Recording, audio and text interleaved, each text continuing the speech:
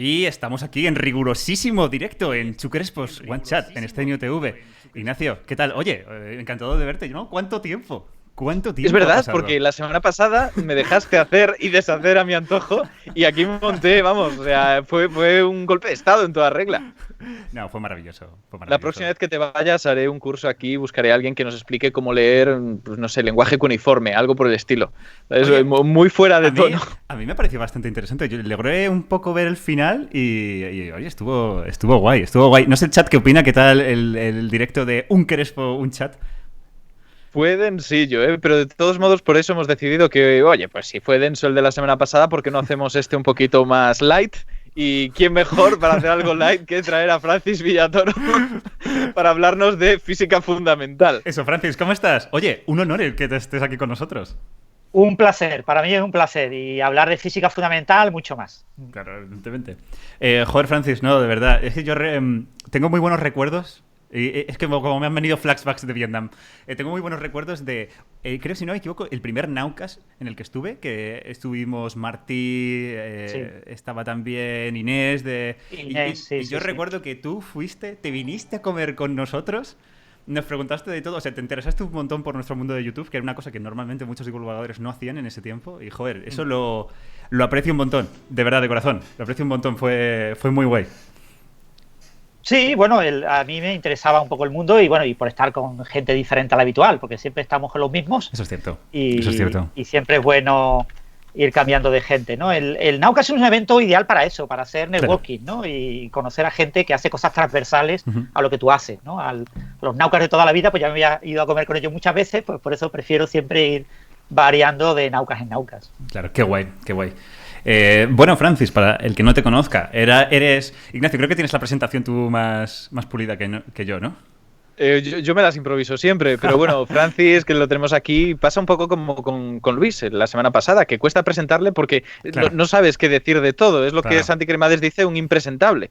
Y en este caso, pues tenemos a alguien ante nosotros que tiene dos carreras, porque si no me equivoco, eres informático y eres físico, pero decidiste doctorarte en algo que no es ni matemáticas ni física exactamente, sino que es, o sea, ni informática ni física, no sé si he dicho matemáticas, es matemáticas. Exactamente. Que ahí me ha armado lío porque me escucho con retorno y de repente esto es un idiotizador. No sé por qué, porque tengo apagado el sonido del Twitch. En fin. Sí, bueno, yo me doctoré en análisis matemático aplicado. El análisis matemático aplicado es la parte del análisis matemático, es decir, la parte de las matemáticas que estudia básicamente las ecuaciones diferenciales, las ecuaciones de las parciales, las ecuaciones integrales, que son las herramientas básicas que desde Newton se usan para entender los problemas físicos y los problemas de ingeniería, ¿no? Y cuando la gente de análisis matemático habla de análisis matemático aplicado, lo que están haciendo es básicamente lo que el resto del mundo llama matemáticas aplicadas de toda la vida. Vale. Entonces, la matemática aplicada es muy parecida a la matemática física o a la física matemática y por lo tanto conecta fácilmente con física. Y yo, siendo licenciado en físicas, me dejaron hacer el doctorado en análisis matemático aplicado. Vale, vale, Qué vale. guay. Y aparte de esto, eres uno de los divulgadores que más recorrido tienen. Porque ¿cuánto tiempo llevas en esto? Bueno, yo en principio divulgando llevo mucho tiempo, pero divulgando así de manera más o menos conocida, básicamente desde 2008, cuando empecé con el blog. Yo hasta que empecé con el blog, yo había dado muchas charlas, pues aquí en Málaga, ¿no? Yo estoy en la Universidad de Málaga, y incluso en institutos para gente joven, he dado charlas invitado en ciertos lugares, y en Latinoamérica también di bastantes charlas de divulgación. Muchas veces además yo me ofrecía, ¿no? ¿De qué queréis que os hable? Y me decían, bueno, pues de esto mismo. Pues venga, pues hablamos. O sea, Claro. es decir, yo en ese sentido era muy todoterreno y a mucha gente le encantaba, ¿no? Porque ya me decía, mira, ha habido una noticia de teoría de juego, ha salido la película Una mente maravillosa, venga, alguien que hable de teoría de juego. Digo, pues si queréis yo doy una charla de 1 hora de teoría de juego, os explico lo que ha hecho Nash, ¿no? Y eso pues hizo que diera muchas charlas. Pero claro, eso eran cosas muy puntuales, porque eso al final tiene un eco muy local, ¿no? Claro, Aunque la pero des el en un blog te salón permitía para 200 ampliar. personas, Y de son hecho, 200 personas las que la ven. que decimos blog y es posible que mucha de la gente que está en el chat no sea especialmente asidua a los blogs, pero tú participas en Naucas, en el blog de Naucas, y si no me equivoco, creo haber escuchado una vez del mismo Peláez decir que tu parte, tu blog, tiene casi tantas visitas en algunos momentos del año como el resto de Naucas junto. Bueno, no sé si eso es verdad o no, porque también Daniel Marín, Eureka también es el gran digamos, recaudador de visitas. Sí, es que también publica... Una cosa que hay que recordar un poco para la gente que no conozca el mundo de los blogs, porque la gente más joven no lo conoce, es que los blogs están de capa caída, ¿vale? Ya no tienen las visitas que tenían hace muchos años. Pues oye, aún así, Francis, aunque digas eso, para mí o sea, habéis hecho un trabajo tan grande, no solo de contenido técnico, haberlo traducido, sino que habéis abierto... Es mucho más fácil ahora encontrar ese contenido técnico que antes estaba mucho más oscuro.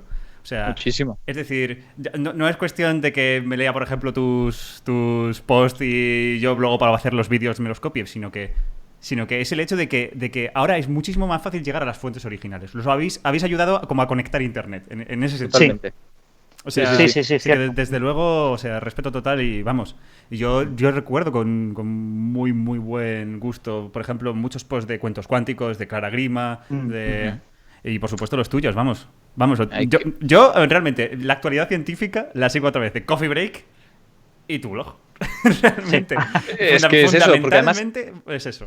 Esto es un dato que yo creo que sorprenderá al chat. Tu blog, en cuanto a actualidad científica, está muy bien, no solo por la calidad con la que tratas las cosas y por la prontitud con la que lo sacas, sino por la cantidad de artículos que sacas. O sea, ¿tu récord en cuánto está? Porque creo haberlo leído alguna vez y me sorprendió muchísimo. Bueno, yo tengo un total alto, no sé ahora cuántas son 5.600 o algo así, en 12 años y pico. El promedio creo que es 1,4 al día. Es una barbaridad. Ahora, he de confesar que en los últimos meses pues estoy en muchos podcasts, etcétera, entonces muchas entradas son anuncios de podcast y cosas por el estilo. Pero ¿vale? Todo está correctamente referenciado, porque incluso cuando son anuncios de podcast metes los enlaces, artículos y... Claro, esa es mi idea con el blog, que el blog contenga, digamos, la información que en un podcast o en un vídeo o en cualquier sitio no puedes contar, ¿no? Porque puedes referenciar claramente todas tus fuentes y ver un poco cómo está esa información, ¿no? Eso en el blog es más fácil que en otros medios. Aún así, ya te digo, los blogs están de capa caída. Ahora mismo en Naucas, lo que es Naucas como blog que agrega a diferentes blogs, el propio de Naucas publica muy poco. Está publicando cosas, pues César Tomé, por ejemplo, de anuncios de lo que hace Mapping, de lo que se hace en toda la red de blogs, bueno, el cuaderno de cultura científica, varios blogs colaborativos son parte, digamos, de un tinglado que se publicita a través de Naucas, ¿no?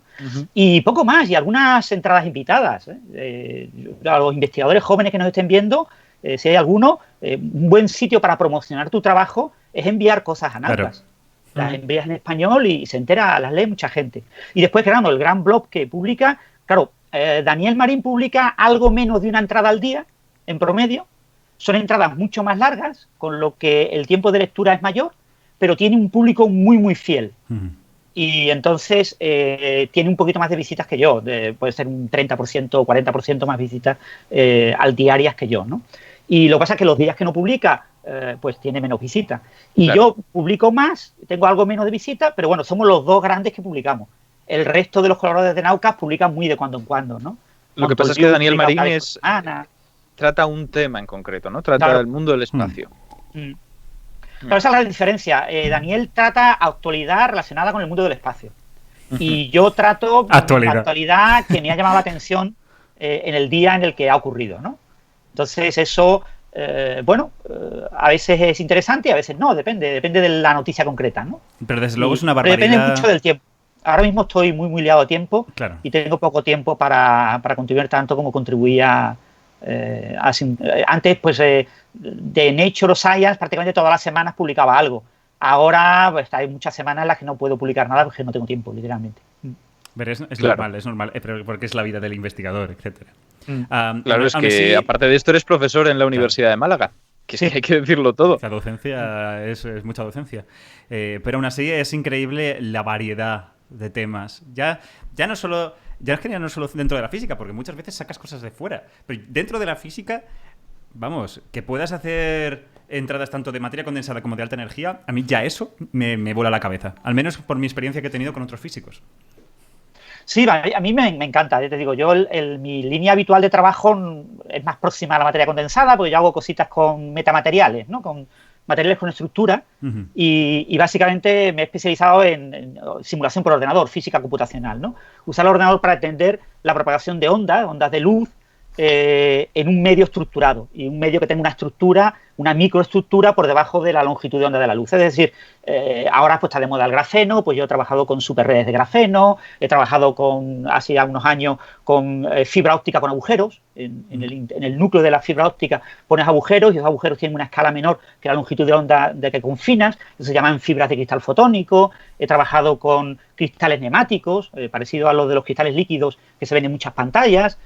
También para controlar con campos eléctricos, controlas la orientación de las moléculas en el cristal nemático, y eso te cambia las propiedades ópticas y puedes hacer un control óptico utilizando señales eléctricas. He hecho cosas en esa línea, ¿no? Pero a mí me apasiona la física de partículas y la física fundamental, más que las cosas en las que yo trabajo habitualmente. Duras declaraciones.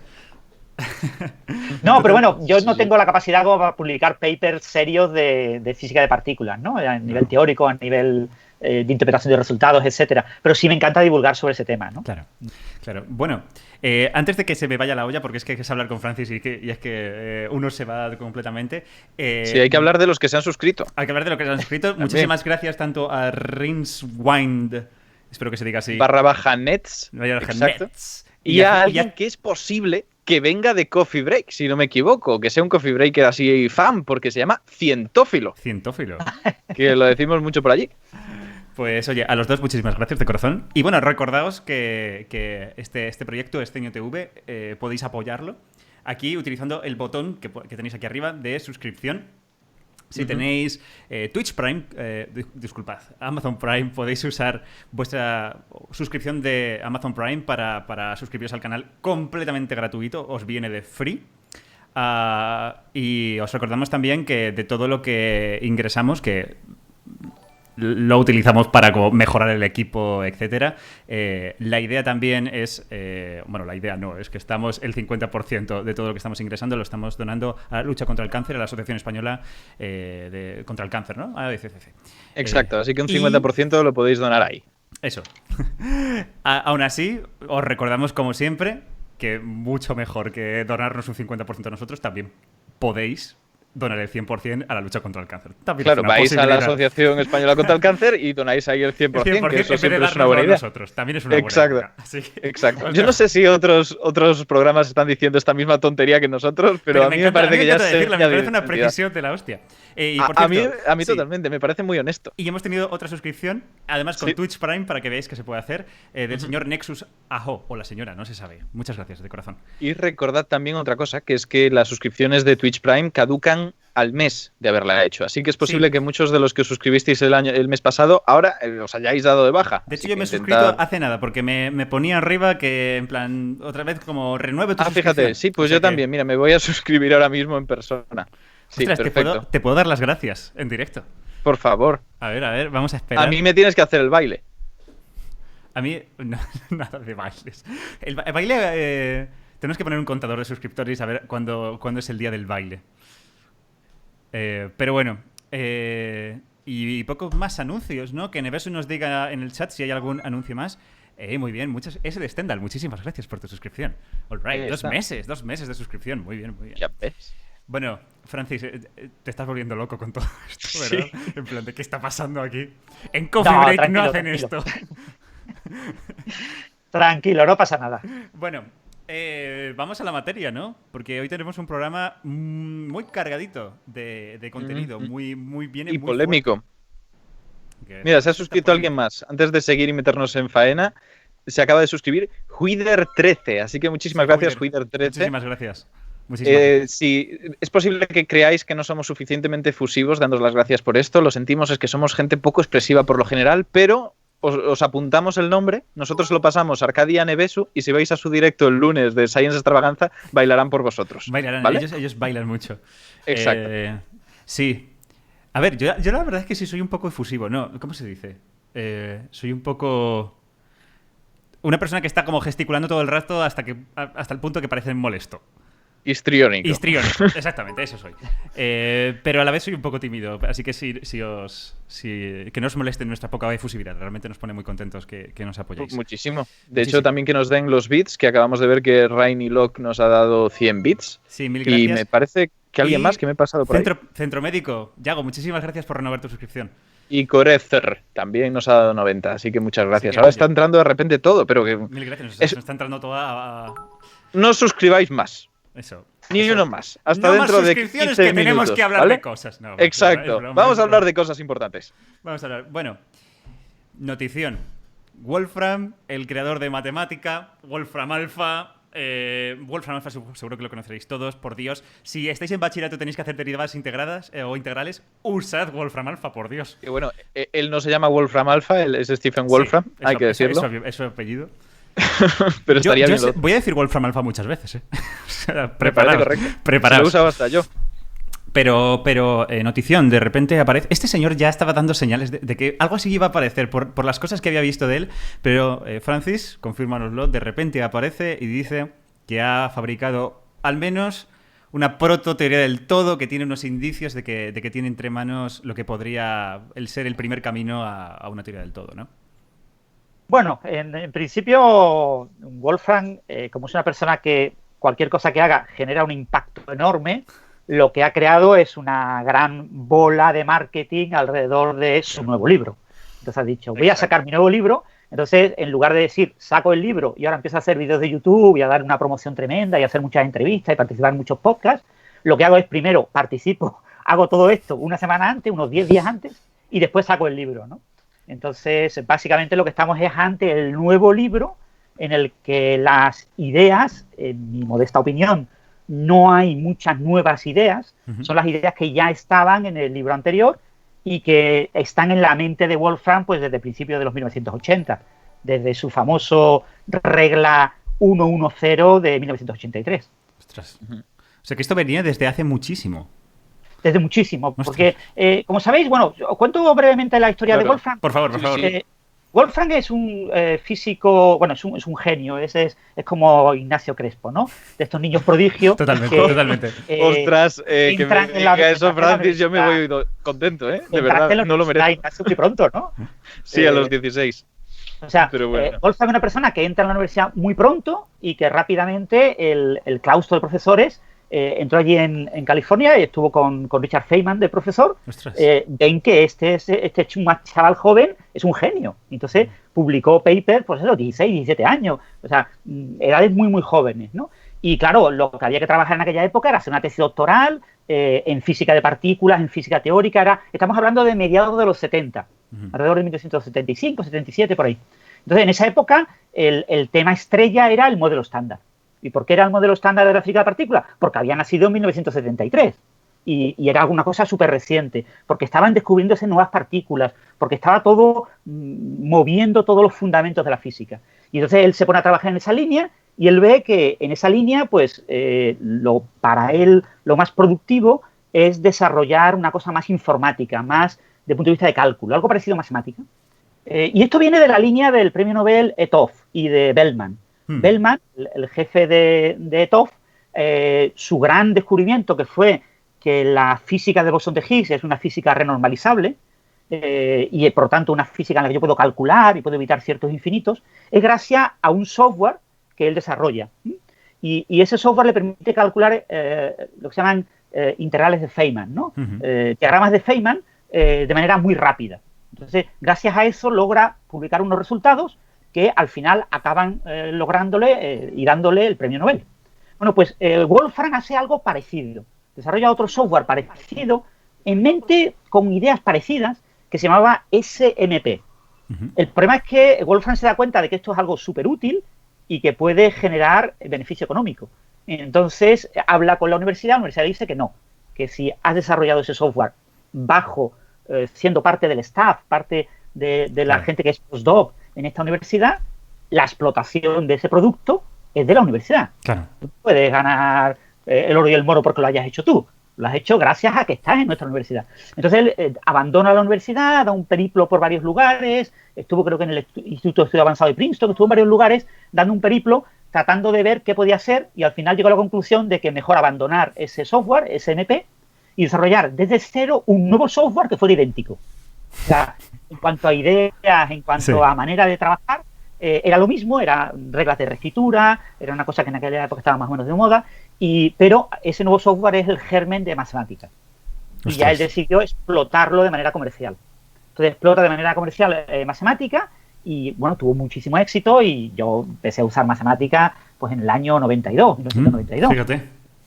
Fíjate, yo pensaba que era algo un poco más moderno, matemática. No, tiene un impacto. Creo que yo estuve trabajando con la primera versión de matemática para Apple, para un Mac, y creo que salió al mercado como en el 88, 89. Fíjate. Sí, yo tenía entendido que era muy antiguo, lo que pasa es que, claro, se ha ido renovando muy bien y ha ido actualizando muy bien todo. Sí, fíjate, Claro. debo dar las gracias a Frafel porque se acaba de suscribir, muchísimas gracias, y a lo mejor para algunos de nuestros espectadores que no te tengan muy bien ubicado qué es matemática, porque yo hasta que entré en la carrera no lo conocía. Deberíamos describir un poco qué es. Y, Francis, ahora tú me completas, por supuesto, pero yo diría que es una maravilla. Es una maravilla. O sea, es una locura. Es una locura de software. Muchas veces se piensa que al final los ordenadores lo que pueden hacer es como cálculos en plan calculadora, de hacer sumas, restas muy rápidas y tal. Y matemáticas como otra cosa. Es literalmente que tú pones una integral, ¿vale? Y en vez de darte un número, que a lo mejor es lo que alguien podría pensar de, pues bueno, tienes una integral, hay que hacerla, o tienes que hacer como un cálculo y te va a dar un número, ¿sabes? Como que un ordenador expulsa un número, de repente un software como matemática te da los resultados analíticos, se dice. De que tú le metes una integral muy chunga y de repente matemática te dice, sí, es seno de x partido por x cuadrado. Como algo que es muy loco, ¿no? Como que casi pensarías que es como un humano que te ha dado la solución de alguna manera. Y ya, bueno, y esto es lo más sencillo de todo, hacer una integral, pero matemática puede resolver ecuaciones diferenciales, tanto en derivas parciales como ecuaciones diferenciales ordinarias. Y vamos, y con un golpe de clic, de repente un problema súper completo te lo desglosa en gráficas, etcétera, con una versatilidad enorme. Es un programa maravilloso. Hay gente aquí en el chat que dice MATLAB mucho mejor que matemática, Python mucho mejor que matemática. Hay que entender que es para cosas distintas y que matemática es algo que es súper asequible para cualquier persona sin necesidad de que tenga conocimientos de programación. O sea, yo en mis primeros días del máster, sin haber cogido matemática en la vida, lo empecé a utilizar para algunas cosas porque me venía maravillosamente. Y ahora ya podría hacer muchas de estas cosas programando, pero... De hecho, yo casi diría que si sabes programar, cuesta el salto a matemática, porque matemática tiene como casi un lenguaje propio y tú sigues con tu lenguaje de no, pero yo quiero hacer mi bucle de no sé qué, y matemática va distinto. Francis, por favor. Sí, mira, 12SV tiene razón, dice After Effects mejor que matemática y ya está. Estoy a favor de eso. Son dos cosas muy distintas. No, bueno, en principio los sistemas de álgebra simbólica, que es una de las cosas que se empezó a desarrollar mucho en la década de los 1960, son sistemas que manipulan símbolos. Y bueno, al principio se utilizaron en inteligencia artificial para tratar de manipular, por ejemplo, el lenguaje natural, para entender el lenguaje natural como combinación de una serie de términos, de palabras, que tienen diferentes semánticas. Unas son nombres, adjetivos, verbos, a veces una palabra actúa como verbo o como adjetivo, como nombre, según el contexto, y crear ese tipo de estructuras. Y eso rápidamente se aplicó a tratar de resolver problemas de matemáticas. Problemas, entre comillas, que son mecánicos, pero que no son triviales. Por ejemplo, calcular la derivada es muy fácil. Tú tienes reglas para derivar la mayor parte de las funciones elementales. Pero calcular la integral indefinida es muy difícil. Exacto. Porque la integral indefinida, tú coges un cociente de polinomios y cambias un par de signos y el resultado es completamente diferente según los signos que pongas, ¿no?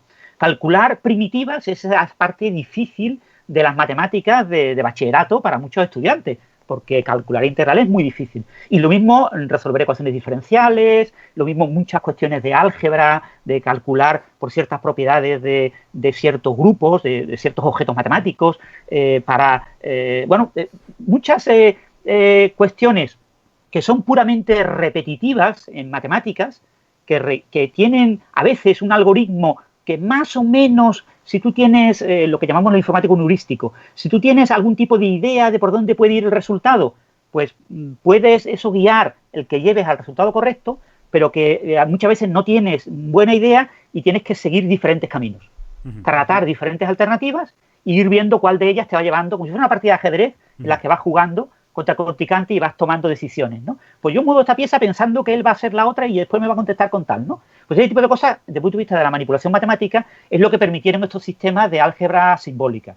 Los sistemas de álgebra simbólica fueron muy, muy populares a principios de la década de 1970. Hubo grandes éxitos.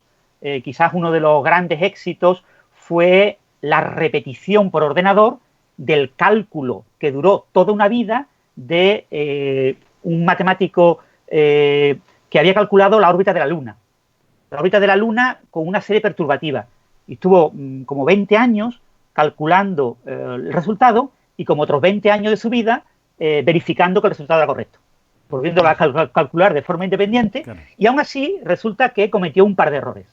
Entonces son como unas cientos de páginas, no recuerdo cuántas páginas eran de cálculo, de una fórmula matemática de cientos de páginas. A lo Le Verrier, ¿no? O sea, todo sí. Papel y boli. Y bueno, un programa de álgebra simbólica que se llama Maxima, su gran éxito fue encontrar los errores de ese cálculo. Ese cálculo había sido usado por la gente de la NASA, por los ingenieros de la NASA, para calcular las trayectorias del hombre a las misiones Apolo. Y por fortuna los errores estaban en decimales muy pequeños, no afectaron y no fueron graves para que el hombre llegara a la Luna y pudo llegar, ¿no? Pero yo te digo que la matemática simbólica, ese gran resultado, la convirtió en algo muy, muy relevante en matemáticas y en física a principios de los 70 y bueno, uno de los grandes resultados fue el uso de la matemática simbólica por parte de Bellman, de Martinus Bellman, para demostrar que la física del bosón de Higgs, incorporada al primitivo modelo estándar de aquella época, pues estamos hablando de 1971, 1972, conducía a una teoría correcta, que se llama una teoría renormalizable.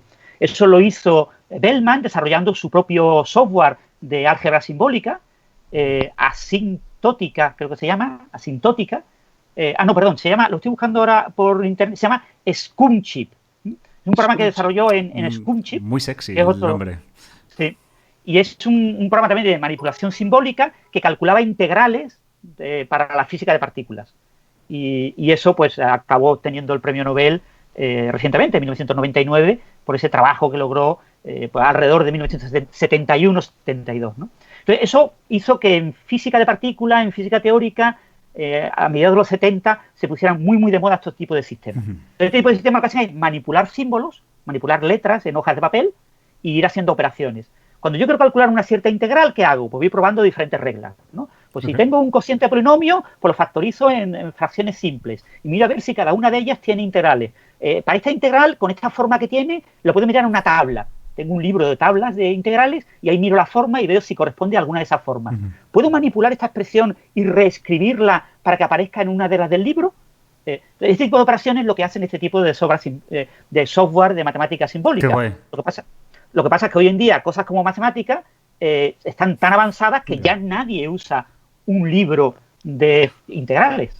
Claro. O sea, yo cuando empecé a hacer mi tesis doctoral en el año 93, de las primeras cosas que uno tenía que tener en su despacho era el libro de fórmulas matemáticas y de expresiones matemáticas, que era un tocho de 1200 páginas, que era una cosa que era obligada, porque en cualquier momento tenías que calcular una integral y lo primero que tenías que comprobar era si está en el libro. Claro. Si está en el libro es buscarla. Claro, tenías que conocer muy bien el libro y saber dónde encontrarla. Claro, porque si no, supongo que no era un libro fino, precisamente. No, ni mucho menos.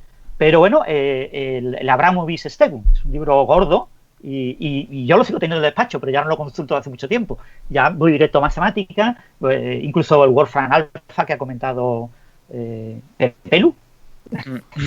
Bien. No se puede decir. Eso es, ese es mi nombre real aquí. Una cosilla. Y bueno, y lo que estáis comentando, la diferencia entre matemática y MATLAB. MATLAB, en principio no es simbólico, pero tiene un paquete simbólico. El paquete simbólico de MATLAB se basa en otro software de la competencia que se llama Maple. Maple es un software de una compañía canadiense, es muy parecido a matemática, salió un poquito después, pero muy poquito después de matemática, y al principio fue más rápido, porque Maple era mucho más rápido haciendo cosas, porque tenía un núcleo más pequeño, y tú tenías que ir cargando paquetes para que adquirir funcionalidades. Sí. Entonces matemática empezó con un núcleo muy grande, y claro, eso le hacía más pesado. Pero hoy en día son muy parecidos. Entonces, en MATLAB tú puedes hacer cálculo simbólico recurriendo a Maple. Sí. Pero se te recomienda que si vas a hacer cálculo simbólico intensivo, vayas directamente a Maple o a matemática. Yo incluso, un colega del IFT, que por cierto también es divulgador en Naucas, Fuliculi, Mario Herrero. Mario, recuerdo que sus cálculos de gravedad cuántica los hacía en matemática, pero lo hacía en matemática, además matemática apoyada en el clúster del IFT, como mucha potencia había ahí. Y lo recuerdo que el tío ahí se pasaba sus días ahí compilando cosas. Muy interesante cómo hasta qué punto, fíjate, los ordenadores, incluso las cosas más teóricas, que en principio tú dices, aquí no hay cálculo numérico. De repente te lo encuentras. Es muy guay que se pueda ayudar de esa manera. Vale. Pregunta pues, por aquí Arcadi sí. una cosa que me parece relevante por lo rara que es. Y es, ese libro donde había tantísimas integrales, ¿cómo ordenas las integrales? ¿Qué criterios sigues? Pues espera, esa es una buena pregunta. Una buena pregunta. Bueno, estaban clasificadas en función del tipo de integrando. Entonces, los tipos de integrando que son fácilmente resolubles, hay un algoritmo que tiene incorporado matemática, que es un algoritmo que te permite descomponer un cociente, o sea, un polinomio dividido entre otro polinomio, una función racional, te lo permite descomponer en una serie de factores que tienen una serie de simetrías asociadas a las simetrías de las raíces de cada polinomio. Esto es parecido a la teoría de Galois. No sé si muchos oyentes sabrán algo de ella, pero bueno, la teoría de Galois básicamente es una teoría sobre las simetrías entre las permutaciones de las raíces de polinomios. Bueno, pues se puede construir una teoría parecida para los cocientes de polinomios y se basa en un objeto matemático que se llaman bases de Grebner. Grebner fue el padre de este tipo de técnica. Entonces, las bases de Grebner te permiten trabajar con cocientes de polinomios en una variable, en una exponencial, si son complejos, trigonométricas, etcétera. Entonces, lo que tú haces con el integrando, básicamente, es descomponerlo en diferentes, con las bases de Grebner en diferentes términos, ¿no? Entonces, esos llamados términos te permiten clasificar los tipos de integrales que tú puedes obtener de manera simbólica. Entonces, en el libro tú empezabas con una serie de integrales. Pues integrales con exponenciales. Pues primero, polinomios exponenciales. Cocientes de polinomios en los que el denominador es solamente lineal y la parte de arriba es la que cambia. Cociente de polinomios en el que el denominador es un grado mayor de 1. Vas teniendo así como una especie de jerarquía y esa jerarquía, ese orden, va determinado por el número de términos que tiene la base de Grebner. Entonces, en la página 978, al final del libro, es exponencial de seno con una integral dentro de la exponencial de un coseno hiperbólico. Bueno, ya, eso es too much. Sí, si lo complicas un poquito, al final no tienen. La mayor parte de las integrales no tienen primitiva, ¿vale? Claro, no hay ninguna función que con funciones elementales te dé ese resultado, ¿no? Claro. Eso es. Una cosilla. Sorry han dado por broma. aquí más bytes de estos o bits o lo que sea, así que ha dado muchísimas bits, gracias. Marc, muchísimas gracias, Marc, por los bits. Eso es, Marc Girons. Y bueno, comentar que punto 1, no sé cómo se puede vivir sin control F y control Z. Y punto 2, hablemos de la teoría del todo que ha presentado Wolfram. Sí. Bueno, supuestamente. Entonces, si queréis, os resumo brevemente. A principios de los 80, Wolfram desarrolla SMP, tiene sus problemillas, se pone entonces en un momento en el que dice, tengo dos opciones, me mantengo en la academia o hago el software que yo quiero, el de futuro matemática. Matemática nace, creo que, lo miro en la Wikipedia, en el 1986, como empresa.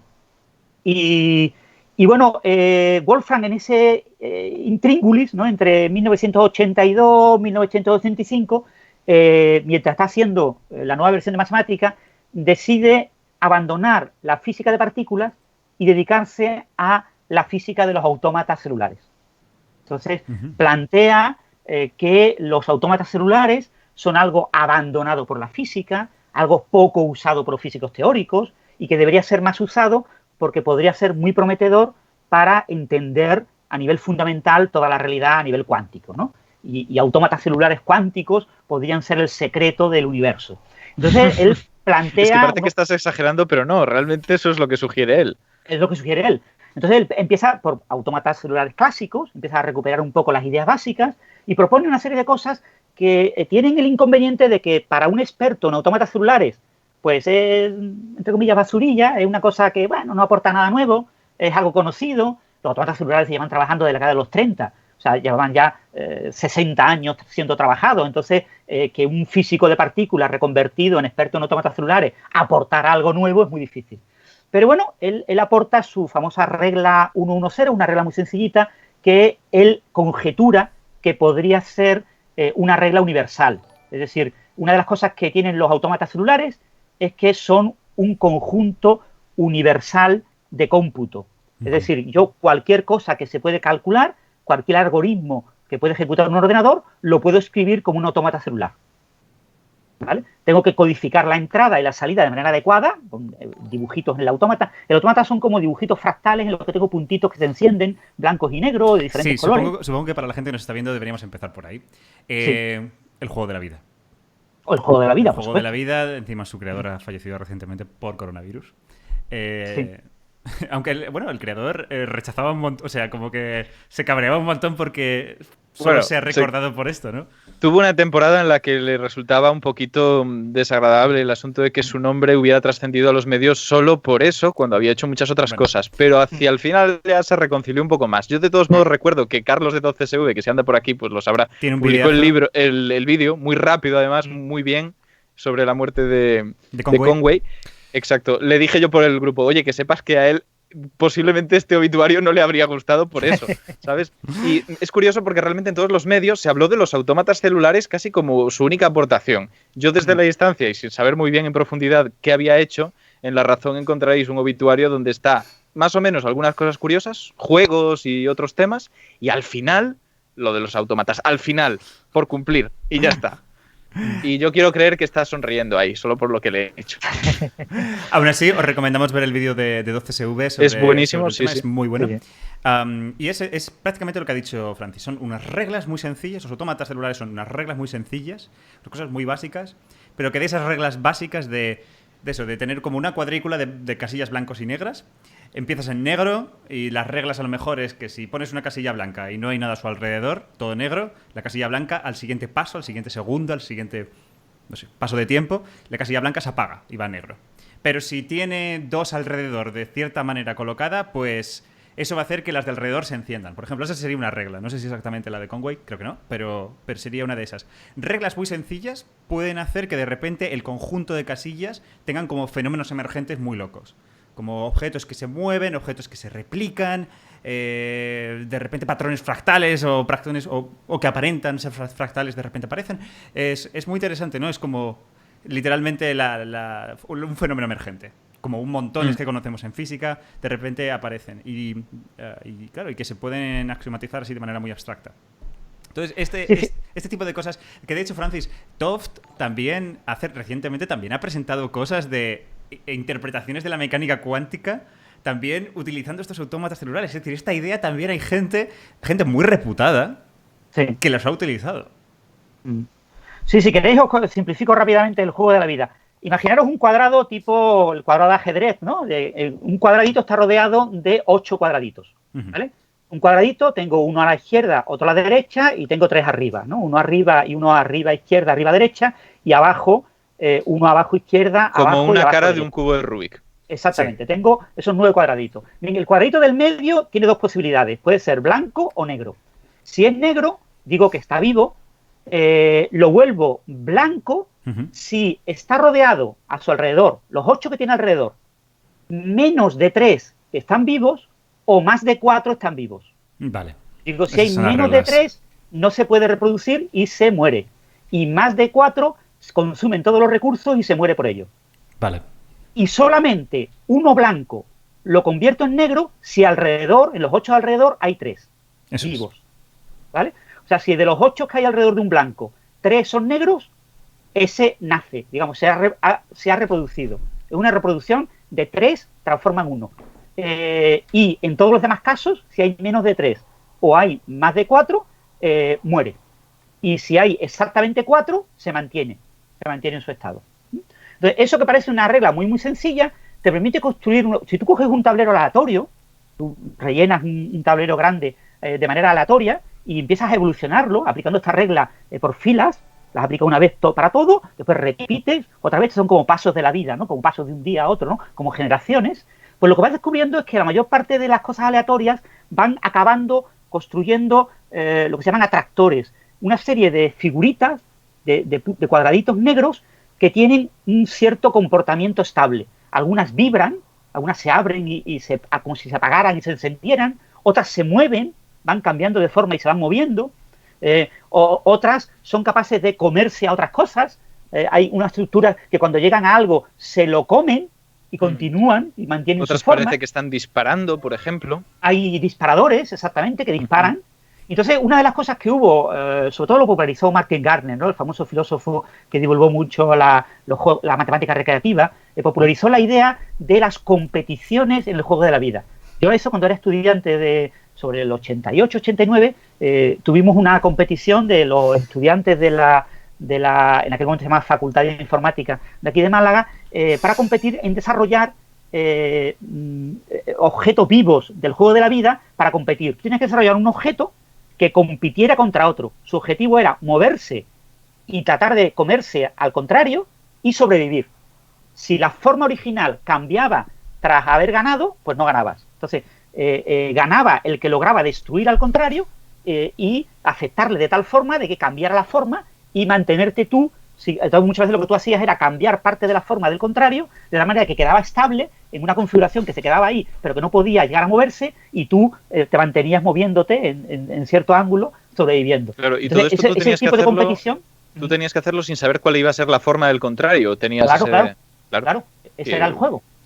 Entonces había competiciones internacionales y había páginas, bueno, en aquel momento no había páginas web, había listas de correo que te mostraban diferentes estructuras. Entonces yo no diseñaba desde cero, diseñar desde cero es complicado, pero diseñabas desde diseños ya existentes y tú sabías que tus compañeros también habían visto los mismos diseños. Entonces tú habías visto 40 diseños y tú modificabas esos diseños y tratabas de ver qué tal, y era divertido. Vale. ¿Cuántas casillas tenían cada uno de esos objetos? Solo por curiosidad. Antes de nada... había un máximo, no recuerdo si era 20 por 20. Es que son bichos grandes, para poder saber qué es lo que va a ocurrir con ellos hay que darle vueltas. Sí, realmente. Pero sí, bueno, hay páginas web que te presentaban listados completos de muchísimos bichos, ¿no? Y bueno, era divertido mucho. En su momento. Bueno, yo era muy joven y dedicabas tiempo a este tipo de cosas. Hoy en día no sé si con la nueva universidad y con la nueva manera de hacer las cosas en informática, los jóvenes también quieren perder el tiempo en estas cosas. Prefieren perder el tiempo haciendo vídeos de YouTube y haciéndose famosos en YouTube. O jugando al Fortnite o haciendo TikTok. O jugando al Fortnite. Bueno, el Fortnite, no, eso ya ha muerto, por Dios. Dejamos de hacer bromas del Fortnite. Bueno, antes quería dar las gracias a Kakoma por la suscripción con Twitch Prime. Muchísimas gracias. Y la pregunta que me hago es, sí, el juego de la vida y estos autómatas celulares efectivamente es una prueba de cómo se pueden producir fenómenos emergentes a partir de unas reglas muy simples. Pero ¿cómo esto puede explicar, en este caso, la gravedad cuántica? Que es, supongo, que el reto que Wolfram intenta. Bueno, claro, en el principio no sabemos cómo.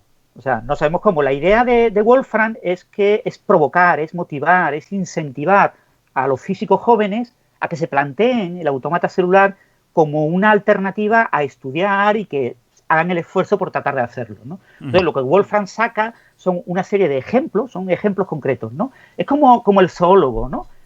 Para que Darwin descubriera la teoría de la evolución, pues tuvo que, con el Beagle, ver en muchos lugares del mundo animales parecidos pero diferentes.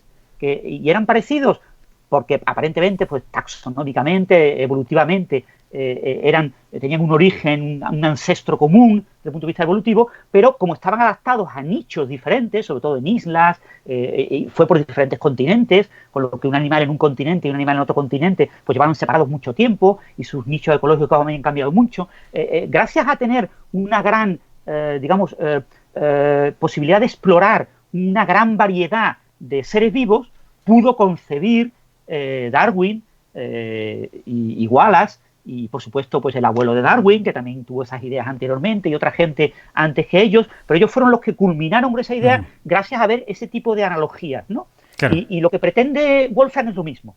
Wolfram pretende que si muchos jóvenes se ponen a investigar en autómatas celulares con la idea de que se pueden imitar las reglas básicas de la relatividad, de la cuántica, de alguna manera alguno de estos jóvenes podría desvelar, encontrar reglas comunes a muchos de estos autómatas celulares que fueran la base de las reglas en ese lenguaje de los autómatas celulares que expliquen la realidad en la que vivimos y, por supuesto, la gravedad cuántica, que es el gran problema que queda por resover. Pero como darse cuenta del panorama, del plano general, ¿no? O sea, que alguien se dé cuenta. Wolfram no dice, yo lo tengo, ¿vale?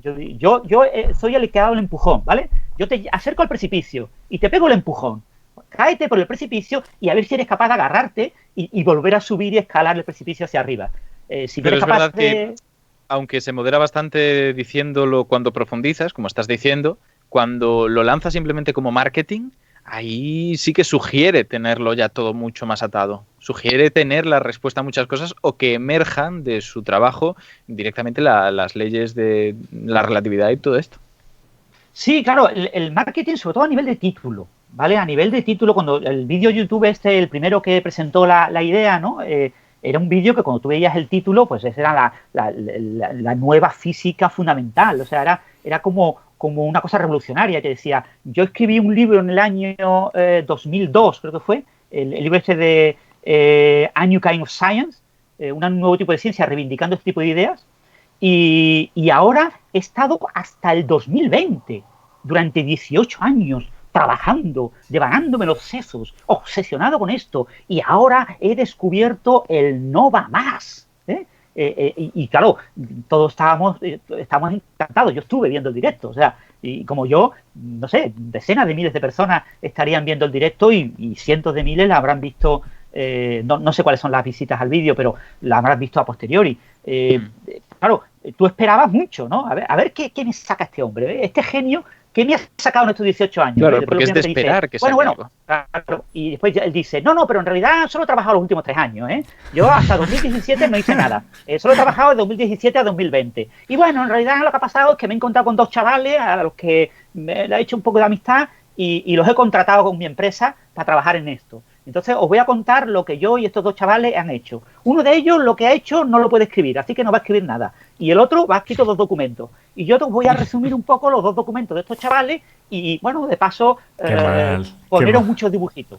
Pero claro, lo que ha saltado a prensa es totalmente distinto. Claro. Cuando ves el vídeo te das cuenta de que todo lo que tú tenías preconcebido, ¿no? De lo que tú esperabas, ¿no? Yo esperaba ver ideas nuevas, ¿no? Y básicamente las ideas, desde el punto de vista conceptual, como ideas, son exactamente las mismas del libro de 2002. Entonces te quedas diciendo, pero claro, eso sí, ahora los dibujitos son más bonitos, tienen más colores, aparecen nuevas figuritas, hay mucha más tridimensionalidad, las figuras parecen más tridimensionales, hay figuras diferentes. Pero eso es marketing, ¿no? Claro, eso es marketing, sí. Pero bueno, parece que ha puesto a bastantes jóvenes a trabajar en esto, ¿eh? O sea, bueno, oye, mira, todo gente joven, gente joven que no conocía el libro anterior, que quizás no se llevó la decepción en su momento, porque en 2002 esto fue increíble. El impacto del libro A New Kind of Science, un nuevo tipo de ciencia, de 2002, fue enorme entre economistas, sociólogos, incluso biólogos, médicos. Fue un impacto increíble. O sea, yo conozco biólogos que tienen este libro en su despacho ahí justo detrás de ellos para que se vea que lo tienen, ¿no? Un libro gordo, que se ve muy bien, ¿no? Y se reconoce fácilmente, ¿no? Como diciendo, fíjate qué listo soy, que lo tengo, ¿eh? Yo descubrí este libro durante la carrera, porque a través de charlas uno va yendo ahí, o sea, de repente se lo encuentra y dice, qué curioso. ¿Qué es lo que ocurre? Que empecé a profundizar un poco y preguntar a gente que sabía más y me quitaron de la cabeza muchas de las ideas que me habían intentado transmitir. O sea, que calma, que muchas de las cosas que está diciendo aquí son muy tentativas. Habría que ver cómo se llevan a cabo. Ese es el problema. El libro es muy eso, ofrecer un camino. Y parece que poca gente siguió ese camino. Y sobre todo lo que más molestaba a Wolfgang, además lo dijo en la charla, en el vídeo de YouTube, no sé si lo habéis visto, el primero, en un momento de la charla, volvían a decirlo, ¿no? Es que me apena, ¿no? Bueno, no lo dice con estas palabras, pero casi. Que le apena que los físicos fundamentales sigan todavía pues, con diagramas de Feynman, con teoría de cuerdas, con gravedad cuántica de lazo y con este tipo de tonterías, ¿no? ¿Por qué no se ponen con autómatas celulares? Si yo se los di todo en mi libro de 2002. Esto no sé cómo no entiendo. Lo cual, no sé hasta que... No sé, teóricos. Que lo cual no sé hasta qué punto se entiende la barbaridad que es, o sea, o el ego que hay detrás, porque quitarle valor a los diagramas de Feynman, que tuvieron su propio premio Nobel, por lo que simplificaron todo el trabajo, me parece una barbaridad. A ver, que es cierto que no se va a lograr, o sea, ya a día de hoy, 2020, vamos a aceptarlo, o sea, los diagramas de Feynman tienen su utilidad, pero no se va a llegar muy lejos con ellos. Hay teorías no perturbativas, hay límites no perturbativos, es decir, los diagramas de Feynman tienen su uso. Compararlo con ello como algo que está al nivel es ya en sí muy ególatra. Habría que verlo, vamos a demostrarlo. Pero entiendo la crítica de chicos, o sea, sí. Tenéis que nuevas ideas tienen que entrar aquí. O sea, esta es la mía. Ahora, bueno, la cuestión es ¿por qué nadie trabaja en esto? Claro, esa es la cuestión. Porque, entonces, claro. Pero bueno, ha creado un concurso, no sé si lo sabéis, hay, si alguno de los oyentes o los de Twitch que nos están viendo es físico, está estudiando la carrera de física, que sepa que hay un premio en dinero a quien resuelve una serie de problemas que ha propuesto Wolfram, y eso está movilizando a gente joven, ¿no? No es mucho dinero, pero sí te va a dar fama haber sido el resolutor de ese problema. Entonces ha planteado el que se descubran ciertos autómatas celulares con ciertas propiedades. Entonces ya sé que hay grupos de trabajo, que algunos de manera colaborativa y otros puramente de manera individual, secreta, porque quieren ganar el premio y llevárselo a ellos, que están trabajando en tratar de resolver estos problemas, que Wolfram, claro, tiene mucho dinero, les va a dar una pequeña dávida al que resuelva el problema. Y eso puede generar un pequeño motor, pero no sé hasta dónde, si esto va a tener mucha profundidad o no. Claro. Pero a priori, las ideas de Wolfram presentadas en este nuevo libro, el nuevo libro, ya digo, se anunció como 10 días después de la charla. La charla sí fue un miércoles, un jueves, y como ese domingo, no, el siguiente domingo, ya se anunció oficialmente el libro, y claro, ahora ya todo lo que le había presentado gratis, pues pegado en forma de libro, es el libro. Claro. ¿Vale? O sea, el libro no contiene nada más de lo que está gratis, pero sí está ordenado, está bien colocado, bien impreso, un tocho gordo, 800 páginas, y bueno, pasta dura, y supongo que estará vendiéndolo bien, no lo sé. Eso, Astrosopas comenta aquí en el chat que estaría guay resolver el problema de Wolfram con Wolfram Alpha. Eso ya sería la ironía total.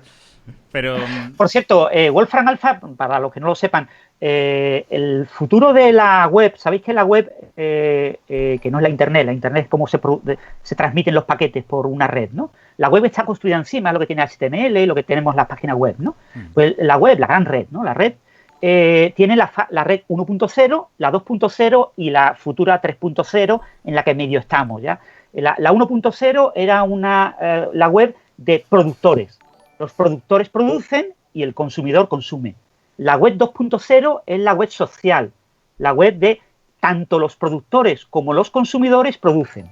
Es tan importante lo que hacen los consumidores de interacción con los productores y con otros consumidores como lo que producen los productores. Es decir, en la web 2.0 todo el mundo pues tiene página web, todo el mundo tiene cuenta de Twitter, todo el mundo tiene cuenta de Facebook, todo el mundo está metido en la web, no como antes, que era una cosa que era como de las grandes empresas, de los profesores de universidad, etcétera. Y la web 3.0 es lo que se llama la web semántica. Es la web que se maneja en lenguaje natural. La idea de la web semántica es que yo le hable a la web como le hablaría a una persona y que la web me responda como me respondería una persona.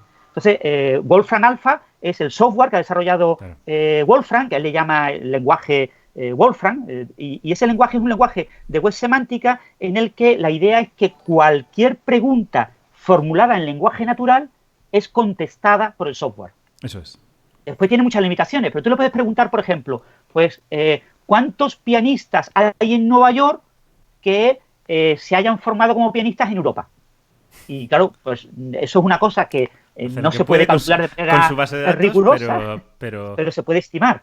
Entonces, pues el software pues, te dice más o menos cómo lo ha estimado y cosas así, ¿no? Sí. Por supuesto, la mayor parte de la gente, como Pepelu, como yo, usamos Wolfram Alpha, pues, o Ignacio, ¿no? Usamos Wolfram Alpha para calcular cosas matemáticas, ¿no? Para calcular una integral, para calcular una ecuación diferencial. Yo también hago una cosa, y es que a veces cuando tengo que hacer guiones y hay cantidades que, por ejemplo, si de repente hablas sobre, yo qué sé, 7 toneladas, pues normalmente nuestra intuición, pues sí, 1 kilo, 2 kilos, 500 gramos, pues es una cosa que en nuestra vida cotidiana pues la tenemos, pero 7 toneladas es como no te haces una idea. Exacto. Y lo bueno de Wolfram Alpha es que, y esto probadlo porque es muy divertido, pones 7 toneladas en Wolfram Alpha y aparte de darte todas las equivalencias en medidas absurdas y otras cosas, pues también te da como comparaciones y creo que son muy divertidas y te sirven mucho. En plan, o sea, yo las hago a ojo, cojo y digo, pues voy a compararlo con esto, voy a ver cuánto pesa, voy a calcular Ignacio, entonces... No, Ignacio, o sea, ponlo. Además, para cosas astrofísicas es fabuloso,